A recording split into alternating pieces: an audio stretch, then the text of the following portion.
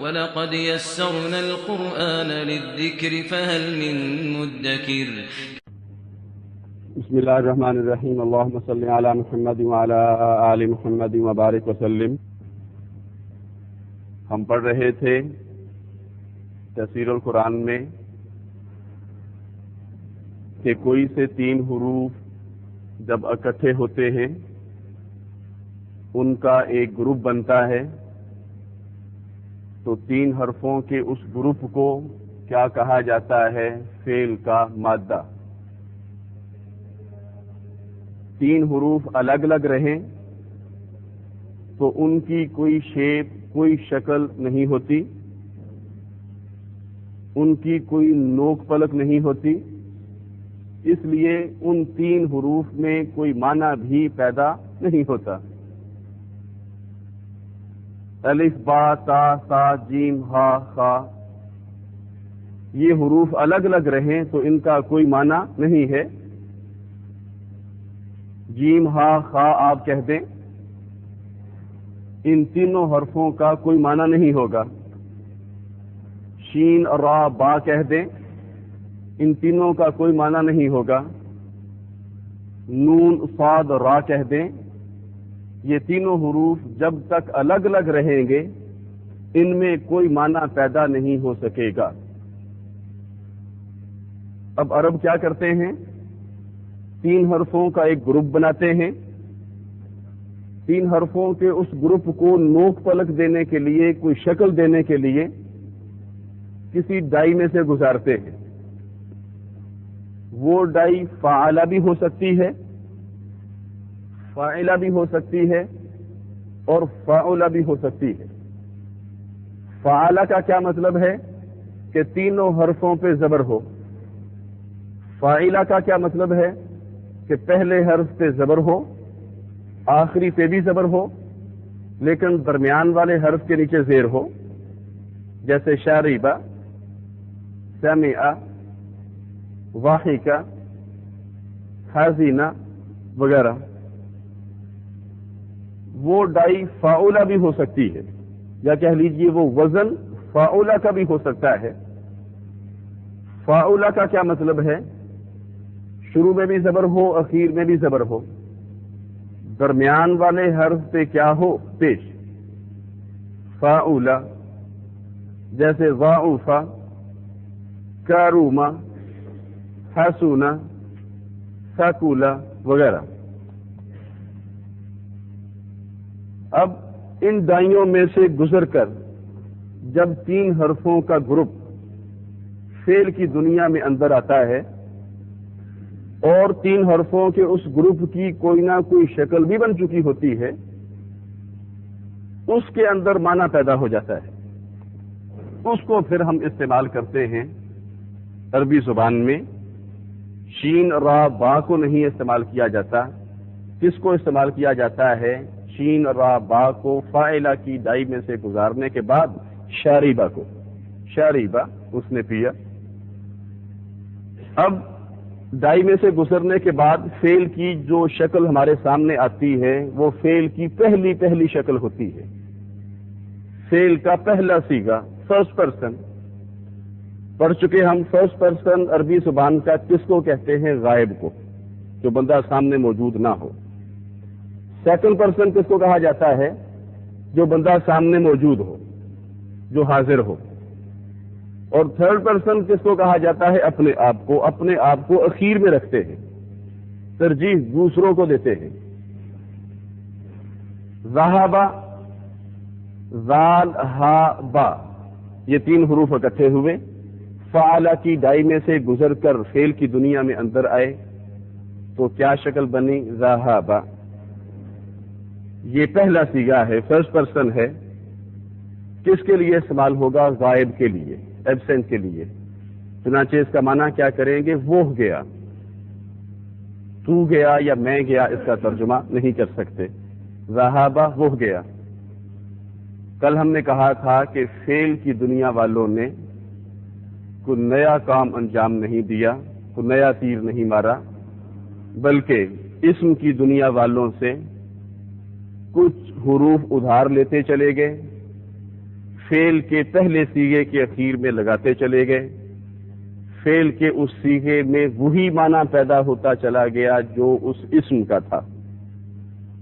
مثال کے طور پہ مسلمن دو کے لیے استعمال کرتے ہیں مسلمان، عربی گرامر کی اصطلاح میں یوں کہیں گے مسلمن کا تثنیہ ہے مسلمانی، مسلمانی سے الف کو ادھار لیا، ذہبہ کے اخیر میں لگایا،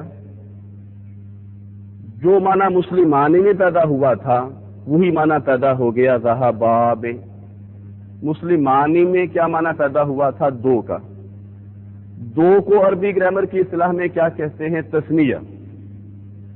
مسلمانی کا معنی کیا ہے؟ دو مسلمان مرد، دو مسلمان مذکر، اس لیے مسلمانی کو بھی اور ذہبا کو بھی کیا کہیں گے عربی گرامر کی اصطلاح میں کہ یہ لفظ استعمال ہوتا ہے دو مردوں کے لیے کی بجائے کیا کہہ دیں گے؟ تثنیہ مذکر کے لیے۔ چنانچہ اگر صرف خالد اٹھ کے چلا جائے کلاس میں سے تو ہم کہیں گے ذہبا، خالد کے ساتھ ایک اور لڑکا حامد بھی اٹھ کے چلا جائے پھر ہم کیا کہیں گے؟ ذہبا۔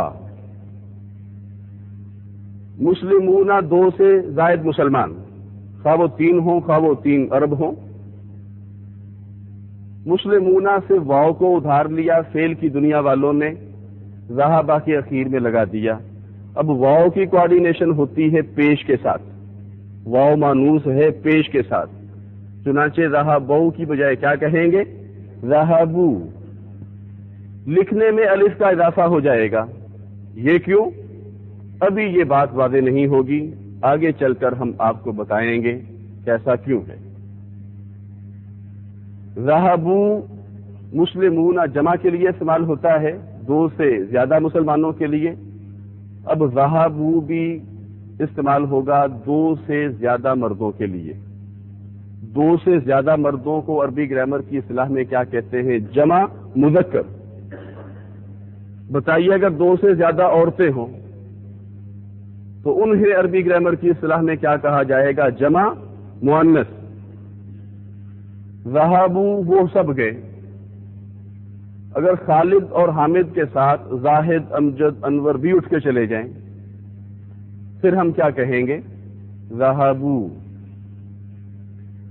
مسلمتن ایک مسلمان عورت۔ اب فعل والوں نے مسلمتن سے تا کو ادھار لینا ہے، لیکن جس طرح کل ہم پڑھ چکے کہ گول تا وہ فعل کے پہلے صیغے کے اخیر میں نہیں لگا سکتے۔ کیوں؟ آپ پڑھ چکے جس لفظ کے شروع میں الف لام آ رہا ہو وہ لازماً کیا ہوگا؟ اسم۔ جس لفظ کے آخر میں ڈبل حرکت یا کہہ لیجئے تنوین آ رہی ہو وہ لازماً کیا ہوگا؟ اسم۔ آج ایک اور چیز کا اضافہ کر لیجئے، جس لفظ کے آخر میں گولتا ہو پورے وثوق کے ساتھ آنکھیں بند کر کے کہہ دیجئے وہ لفظ بھی لازماً کیا ہوگا؟ اسم۔ پھر سنیے، جس لفظ کے آخر میں گولتا ہو وہ کبھی بھی فعل نہیں ہو سکتا، وہ لازماً کیا ہوگا؟ اسم۔ اب ذہبا کے اخیر میں گولتا وہ لگا نہیں سکتے تھے، اس لیے کہ اگر گولتا لگاتے تو یہ لفظ کیا بن جاتا؟ اسم، اور وہ اسے کیا رکھنا چاہتے ہیں؟ فعل۔ چنانچہ اس مجبوری کو سامنے رکھتے ہوئے انہوں نے گولتا کی بجائے کہا کہ لگا دی جائے لمبی تا جزم والی، حرکت بعد میں دیتے رہیں گے، پہلے سکون۔ چنانچہ ذہبا سے کیا بن جائے گا؟ ذہبت۔ مسلمتن ایک مسلمان عورت۔ ایک عورت کو عربی گرامر کی اصطلاح میں کیا کہتے ہیں؟ واحد مؤنث۔ تو ذہبت کا معنی کیا ہوگا؟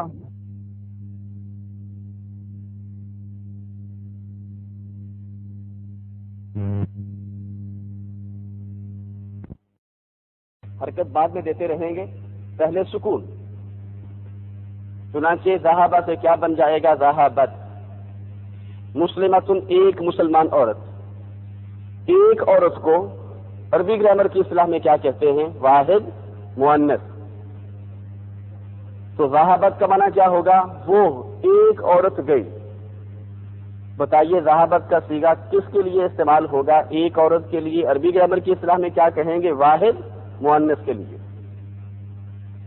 اگر زینب اٹھ کے چلی جائے تو ہم کیا کہیں گے؟ ذہبت. اگر زینب کے ساتھ خدیجہ بھی اٹھ کے چلی جائے پھر ہم فعل کا وہ صیغہ استعمال کریں گے جو دو کے لیے استعمال ہوتا ہے، تسنیہ کے لیے.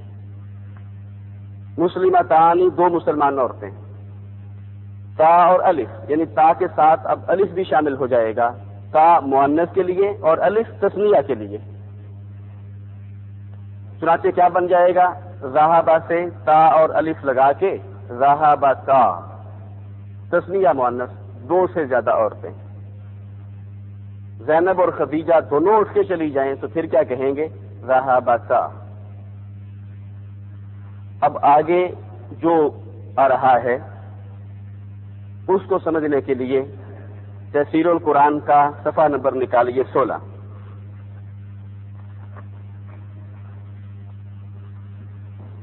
صفحہ نمبر 16 پہ دائیں طرف جو ضمیریں لکھی ہوئی ہیں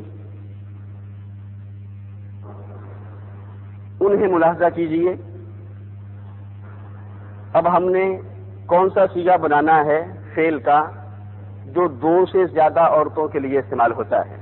دو سے زیادہ عورتوں کو عربی گرامر کی اصطلاح میں کیا کہتے ہیں؟ جمع مؤنث. جمع مؤنث کا صیغہ ہم نے بنانا ہے. اب مسلماتن سے ہم نہیں بنا سکتے. مسلمتان کے بعد کیا آتا ہے؟ مسلماتن. کیوں؟ اس لیے کہ نہ تو ہم مسلماتن سے الف کو ادھار لے سکتے ہیں کہ الف ہم استعمال کر چکے ہیں، نہ ہی تا کو ادھار لے سکتے ہیں، تا بھی استعمال ہو چکی ہے.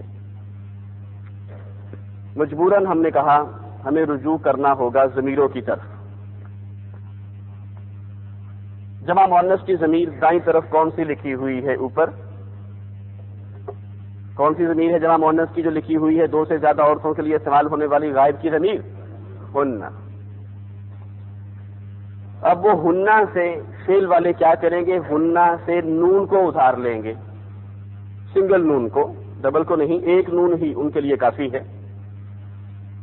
چنانچہ ذہبا کے بعد وہ نون کا اضافہ کر دیں گے تو کیا بن جائے گا؟ ذہبنا.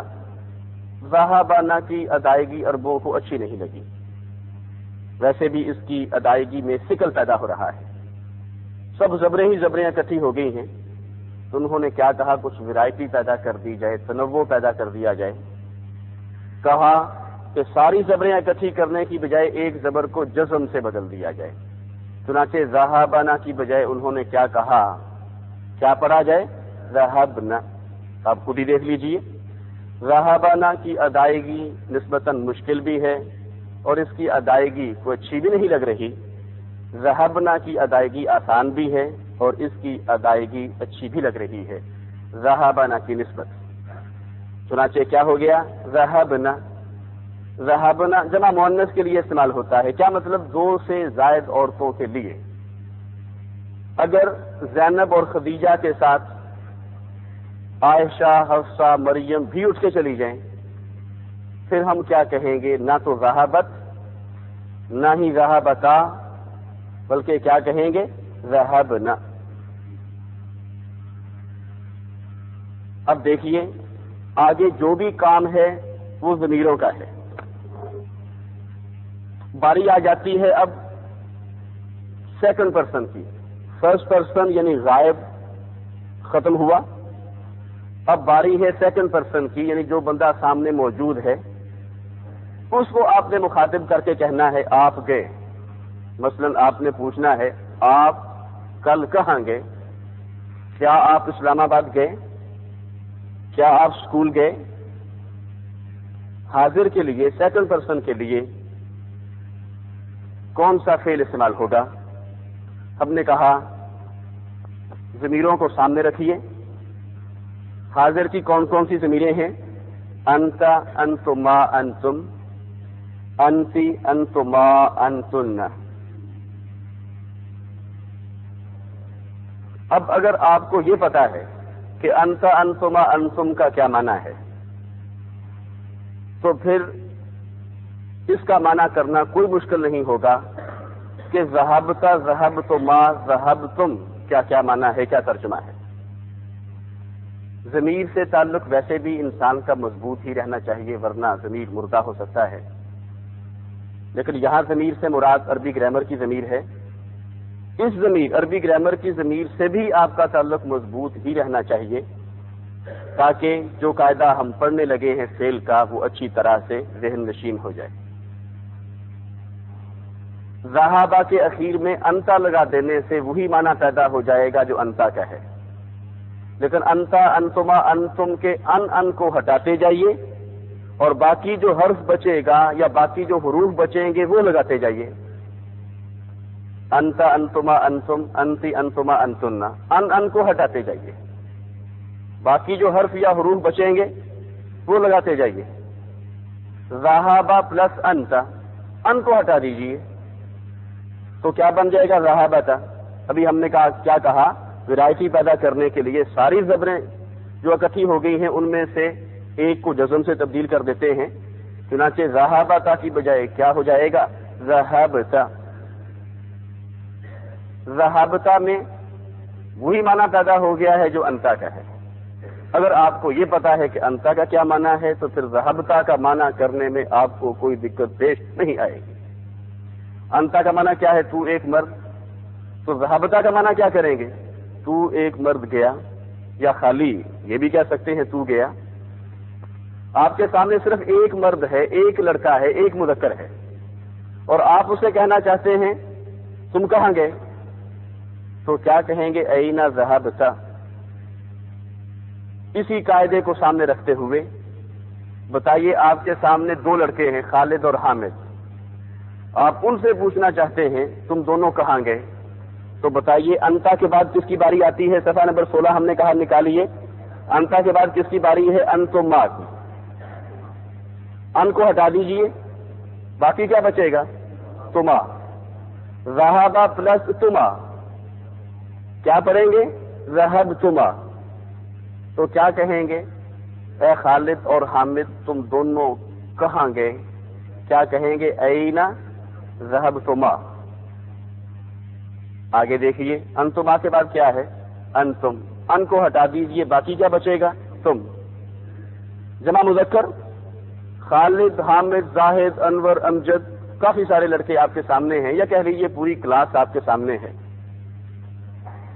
آپ نے ان سے پوچھنا ہو تم کہاں گئے، تم سب کہاں گئے، تو کیا بنے گا؟ ذہابہ پلس انتم سے ان کو ہٹا دیجئے، ذہابہ پلس تم کیا بن جائے گا؟ ذہبتم. تو کیا کہیں گے؟ خالد، حامد، زاہد، انور، امجد کو مخاطب کر کے اینا ذہبتم. ایک عورت کے لیے کیا استعمال ہوتا ہے؟ مثلاً آپ نے عائشہ سے پوچھنا ہے آپ کون ہیں، تو کیا کہتے ہیں؟ من انتی. واحد مؤنث کے لیے کیا استعمال ہوتا ہے؟ اسم میں انتی. انتی کے ان کو ہٹا دیا جائے، باقی کیا بچے گا؟ تا زیر تی. تو بتائیے ذہابہ پلس تی کیا بن جائے گا؟ ذہابتی. اگر آپ کو یہ پتا ہے کہ انتا اور انتی میں کیا فرق ہے تو یہ معلوم کرنے میں کوئی مشکل پیش نہیں آئے گی کہ ذہابتا اور ذہابتی میں کیا فرق ہے. ذہابتا تو گیا اور ذہابتی تو گئی. آگے دو کے لیے دیکھیے انتی کے بعد کیا ہے؟ انتما. تو کیا ہو جائے گا؟ ذہبتما. اب ایک سوال آپ کے ذہن میں پیدا ہونا چاہیے، ذہابتی تازیر تی آگے یا نہیں ہے، ذہابتی جسے کہتے ہیں مجہول طریقے سے ذہابتی کہیں گے. ذہبتما ہم نے کہا ایک سوال آپ کے ذہن میں پیدا ہونا چاہیے، ذہبتما کا معنی تم دونوں گئے یہ بھی ہے، اور ذہبتما کا معنی تم دونوں گئیں یہ بھی ہے. کیسے پتا چلے گا؟ دیکھیے پریشان ہونے کی قطعاً ضرورت نہیں ہے. اگر عبارت میں ذکر چل رہا ہے خالد اور حامد کا ظاہر ہے یہ لفظ کسی عبارت میں ہی استعمال ہوگا. اس عبارت میں گفتگو ہو رہی ہے خالد اور حامد سے, اور وہاں استعمال ہو رہا ہے ذهبت ما. تو بتائیے اس کا ترجمہ آپ کیا کریں گے؟ تم دونوں گئے. اگر گفتگو ہو رہی ہو زینب اور عائشہ سے اور اس عبارت میں ذهبت ما کا لفظ استعمال ہو رہا ہو تو پھر آپ کیا معنی کریں گے؟ تم دونوں گئی. تو جو سیاق و سباق ہوتا ہے, کانٹیکسٹ ہوتا ہے, جو لفظ کے آگے پیچھے عبارت ہوتی ہے, وہ معنی و مفہوم کو متعین کرنے میں اہم کردار ادا کرتی ہے. وہ آپ کی مدد کرتی ہے کہ اس کا معنی ہم کیا کریں گے, مذکر والا یا مؤنث والا. لفظ کا معنی متعین ہو جاتا ہے سیاق و سباق کی روشنی میں. دیکھیے اس کی ہم ایک مثال دیا کرتے ہیں. ہمارے سامنے لکھا ہوا ہے بھائی چارہ. بھائی چارہ کا معنی کیا ہوتا ہے؟ اخوت, بردرہڈ, اسی معنی میں استعمال کرتے ہیں. لیکن میں ایک جملہ ادا کروں گا, اس میں آپ دیکھیے اس لفظ کا کیا معنی ہے. میں نے گوالے سے پوچھا دودھ کیوں مہنگا کر دیا ہے؟ اس نے کہا بھائی چارہ جو مہنگا ہو گیا ہے. اب بتائیے یہاں بھائی چارہ کا معنی اور ہے, اس نے آپ کو بھائی کہہ کے مخاطب کیا ہے, اور کیا کہا ہے؟ جانوروں کی خوراک مہنگی ہو گئی ہے. تو سیاق و سباق جو ہے وہ مدد کرتا ہے کسی لفظ کا معنی و مفہوم متعین کرنے میں, اور اس میں کوئی دقت پیش نہیں آتی. اگر یوں کہا جائے آپ سے این ذهبت ما یا خالد و یا حامد, تو ذهبت ما کا یہاں کیا معنی کریں گے؟ تم دونوں گئے. تم دونوں کہاں گئے؟ اگر یوں کہا جائے این ذهبت ما یا عائشہ و یا زینب, اس کا معنی کیا کریں گے؟ اے عائشہ اور اے زینب تم دونوں کہاں گئے. آگے تم سب عورتیں, یعنی دو سے زیادہ عورتیں آپ کے سامنے ہیں, اور آپ ان سے پوچھنا چاہتے ہیں تم کہاں گئیں. تو دو سے زیادہ عورتوں کو مخاطب کرنے کے لیے کون سا لفظ استعمال ہوتا ہے؟ انتن. جمع مؤنث کے لیے انتن. ان کو ہٹا دیجئے, باقی بچ جائے گا تن. ذہابہ کے آخر میں لگا دیجئے تنہ کو, کیا بن جائے گا؟ ذہبتن. ذہبتن کا معنی کیا ہوگا؟ تم سب گئی. این ذہبتن, تم سب کہاں گئی. هل ذهبتن الى المدرسة, کیا تم سب اسکول گئی؟ ذهبتن, تم سب گئی. اب سیکنڈ پرسن بھی ختم ہوا. جس سے آپ مخاطب ہیں یا وہ ایک مرد ہوگا یا دو مرد ہوں گے یا دو سے زیادہ, یا ایک عورت ہوگی یا دو عورتیں یا دو سے زیادہ, سب کے لیے جو لفظ استعمال ہوتا ہے وہ آپ دیکھ چکے. کس کی روشنی میں؟ اسم کی روشنی میں. بار بار ہم کہیں گے کہ فعل والوں نے کوئی نیا قاعدہ نہیں بنایا. فعل کی دنیا والوں نے اسم کی دنیا والوں سے کچھ حروف ادھار لیے اور فعل میں وہی معنی پیدا کرتے چلے گئے جو اسم کا تھا. جو انتنا کا معنی تھا وہی ذہبتنا میں پیدا ہو گیا. جو انتا کا معنی تھا وہی ذہبتا میں پیدا ہو گیا. جو انتی کا معنی تھا وہی ذہبتی میں پیدا ہو گیا. باقی تھرڈ پرسن آخر میں رہ گیا, یعنی خود اپنے آپ کو اخیر میں رکھتے ہیں عربی زبان میں. تھرڈ پرسن, اس کے لیے اردو زبان میں کون سے دو الفاظ استعمال ہوتے ہیں؟ میں اور ہم. انگلش میں آئی اور وی. فارسی میں من اور ما. عربی زبان میں انا اور نحن. اب انا سے مدد لینی ہے فعل والوں نے ذہابہ کے اندر میں کا معنی پیدا کرنے کے لیے. اب انا سے کوئی مدد وہ نہیں لے سکتے. کیوں؟ انا سے نون کو لیتے ہیں تو وہ بھی استعمال ہو چکا ہے, الف کو لیتے ہیں تو وہ بھی استعمال ہو چکا ہے. اب انہوں نے ذہابہ کے اندر میں کا معنی بھی پیدا کرنا ہے اور انا بھی ان کی کوئی مدد نہیں کر سکتا ہے. اب فعل والوں نے سوچا اب کیا کریں. انہوں نے دیکھا کہ جزم والی تا بھی استعمال ہو چکی ہے، ذہبت. زبر والی تا بھی استعمال کر چکے، ذہبتا. زیر والی تا بھی استعمال ہو چکی، ذہبتی. تو کون سی تا رہ گئی تھی؟ پیش والی، تا پیش تو. انہوں نے کہا کیوں نہ تا کا گروپ مکمل کر لیا جائے. تو کیا کہا انہوں نے؟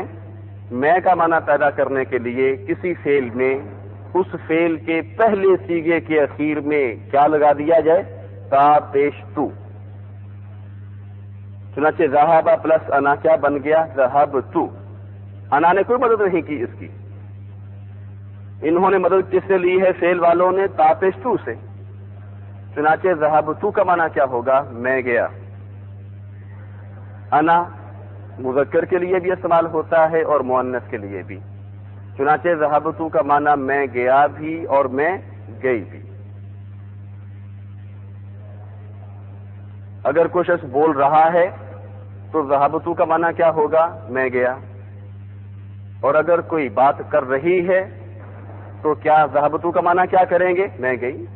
تو کسی نے کہا تھا یہ پرندہ نر ہے یا مادہ ہے، مذکر ہے یا مؤنث ہے؟ تو اس نے کہا تھا اسے اڑا کے دیکھو، اگر اڑتا ہے تو مذکر، اگر اڑتی ہے تو مؤنث. اگر گفتگو کر رہا ہے تو ذہب تو کا معنی کیا کریں گے؟ میں گیا، مذکر. اگر کوئی گفتگو کر رہی ہے تو ذہب تو کا معنی کیا کریں گے؟ میں گئی، مؤنث. اب دیکھیے ہم اس کے لیے ہے نحنو. نحنو کے آخر میں نون ہے.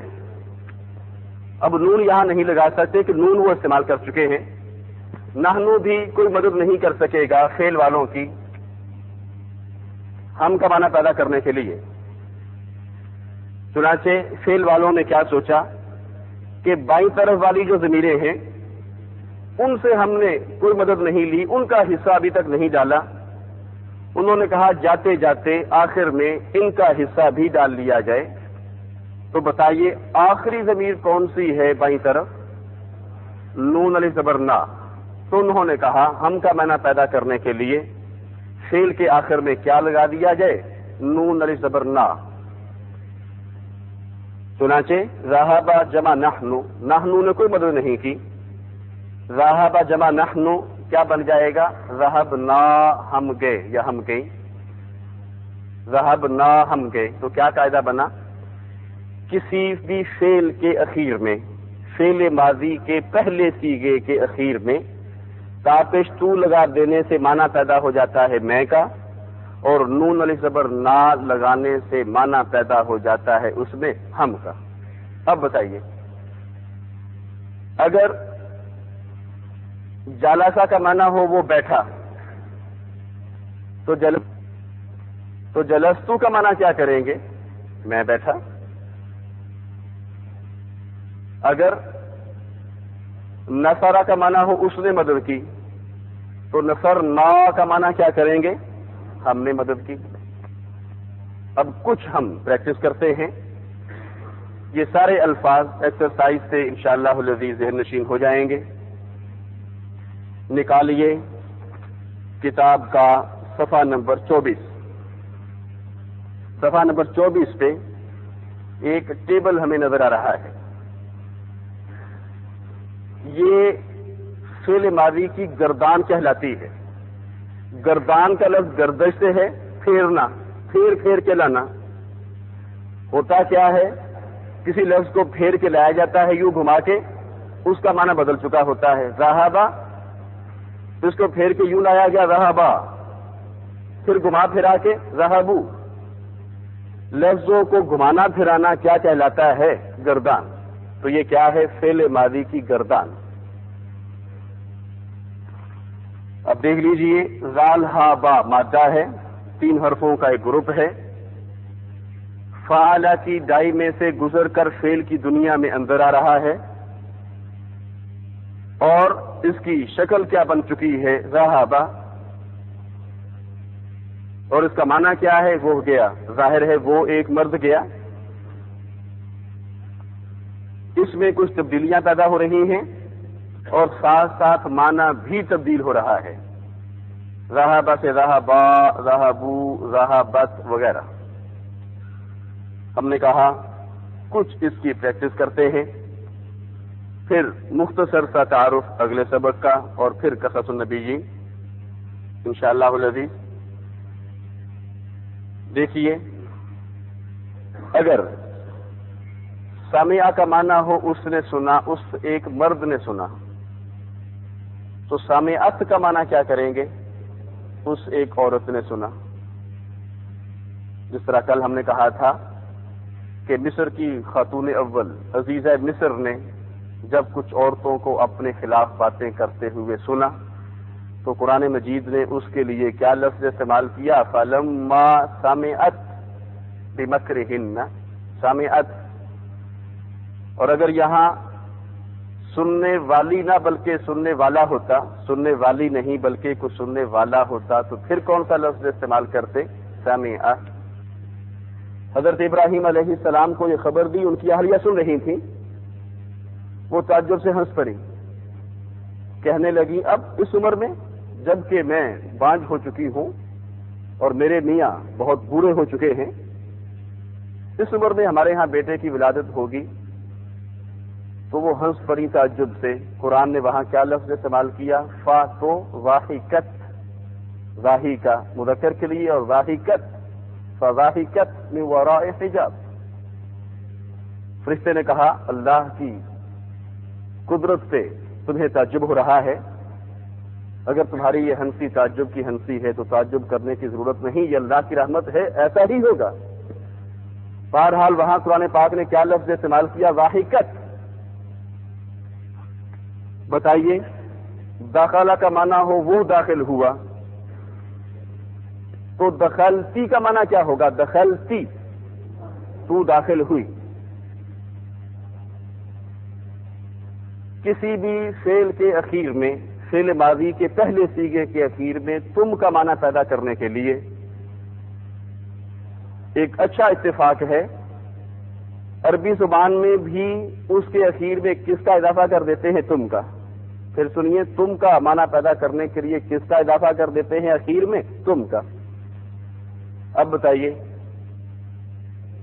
خراجہ وہ نکلا، تو خرج تم کا معنی کیا ہوگا؟ خرج تم نکلے، تم سب نکلے.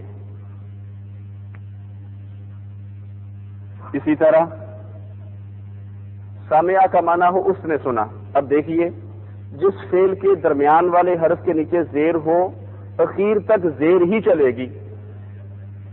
سامعہ، سامعہ، سامعو، سامعت، زیر ہی رہے گی اخیر تک. بتائیے، سامعہ کا معنی ہو اس نے سنا، تو سمعتو کا معنی کیا ہوگا؟ میں نے سنا. اور ما سمعتو، میں نے نہیں سنا. سامعہ کا معنی ہو اس نے سنا، ہم نے سنا کے لیے کیا لفظ استعمال کریں گے؟ سمعنا. کیا کہا جاتا ہے؟ سمعنا واطعنا، ہم نے سن لیا اور مان لیا. اگلا سبق مختصر سا تعارف. دیکھیے، پڑھ چکے ہم کہ ہر فعل کا فاعل تو لازماً ہوتا ہے. کوئی بھی فعل فاعل کے بغیر معرض وجود میں نہیں آ سکتا. ہم نے کہا تھا کہ ظاہر ہے کوئی شخص سننے والا ہوگا تو سامعہ کا فعل معرض وجود میں آئے گا. ایسا تو نہیں ہو سکتا کہ سننے والا کوئی نہ ہو اور سامعہ کا فعل معرض وجود میں آ جائے. کوئی شخص مارنے والا ہوگا تو ضربہ کا فعل معرض وجود میں آئے گا. کوئی شخص بیٹھنے والا ہوگا تو جالسہ کا فعل معرض وجود میں آئے گا. عربی زبان کی گرامر میں اس قاعدے کو کس طرح سے ادا کریں گے کہ ہر فعل کا فاعل لازماً ہوتا ہے، کوئی بھی فعل فاعل کے بغیر نہیں ہوتا. فعل کا فاعل تو لازمی ہوتا ہے، لیکن آگے ایک اور اصطلاح ہے مفعول کی. فاعل کس کو کہتے ہیں؟ کام کرنے والے کو. اور مفعول جس پر کام کرنے والے کا کام واقع ہو، جس پر کام کرنے والے کے کام کا اثر ہو. اب دیکھیے یہ مفعول جو ہے یہ لازمی نہیں ہے، فاعل تو لازماً ہوگا لیکن مفعول کا ہونا ہر فعل کے ساتھ لازمی نہیں ہے۔ کیسے؟ آپ کہتے ہیں دخل خالد، جلس خالد، خرج خالد۔ خالد داخل ہوا، خالد بیٹھا، خالد نکل گیا۔ اب ظاہر ہے اس کے ان تینوں کاموں کی کسی کو تکلیف نہیں ہوئی۔ تکلیف کب ہوگی؟ جب وہ آرام سے نہیں بیٹھے گا، یوں کرتا رہے گا۔ اب کیا کہیں گے؟ ضرب خالد، خالد نے مارا۔ اب اس فعل کا مفعول ہونا لازمی ہے۔ کسی کے کام کی کسی اور کو تکلیف نہیں ہوئی، اس فعل کا صرف فاعل ہوگا، اور اگر تکلیف ہوئی ہے تو پھر اس فعل کا فاعل بھی ہوگا اور مفعول بھی ہوگا۔ آج یہ بات واضح نہیں ہوگی، کل ہم اس کو پڑھیں گے انشاءاللہ العزیز تفصیل کے ساتھ۔ وآخر